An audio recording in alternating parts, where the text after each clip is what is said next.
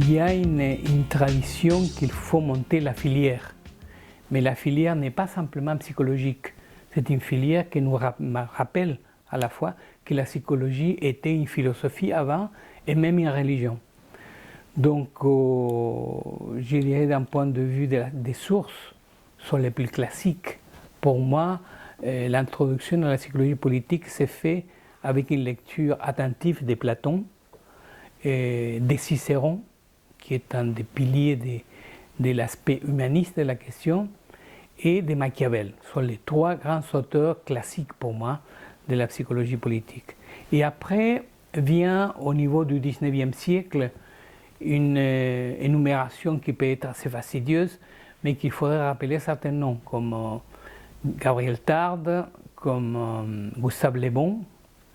Et il faudrait introduire aussi un historien qui c'est Michelet, qui a beaucoup travaillé sur des aspects qui sont psychosociaux. Et nous savons aussi, que je ne l'oublie pas, Antonin Hamon, qui est un curieux personnage dont on pourrait parler, si vous voulez, particulièrement, mais qui nous sert d'antécédent très direct, puisqu'il va travailler sur les problèmes méthodologiques. C'est le premier qui va faire des enquêtes directement et qui va poser des problèmes idéologiques importants.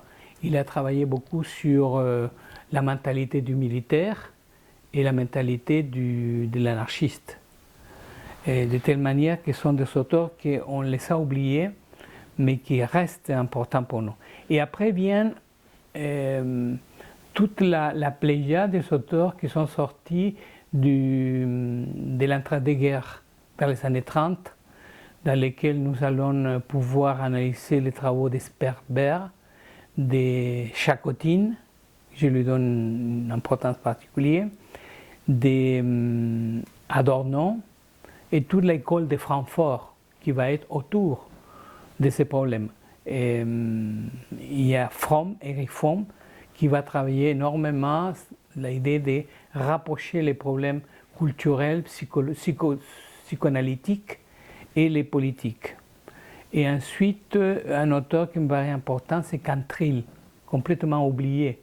Mais c'est lui qui va donner toute la coloration à ce qui va être la mise en perspective des problèmes de la propagande et de la persuasion. Ensuite, de manière plus proche à nous, contemporaine de nous, il y a un tas d'auteurs qui sont très attachables à la psychologie politique. Eugène Enriquez, qui a travaillé beaucoup sur le problème du pouvoir, et Baruch Michel, qui vient de décéder malheureusement, et ensuite il y a des auteurs comme Rice Mills, ensuite quelqu'un qui est assez connu dans les milieux de psychologie sociale, que c'est Thomas Ibáñez, qui est un des représentants les plus intéressants du phénomène du relativisme en psychologie sociale, du constructivisme, et qu'en même temps il se réclame de la pensée libertaire.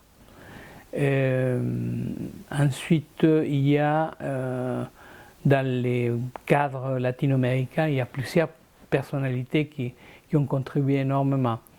L'une, c'est Graciela Mota, au Mexique.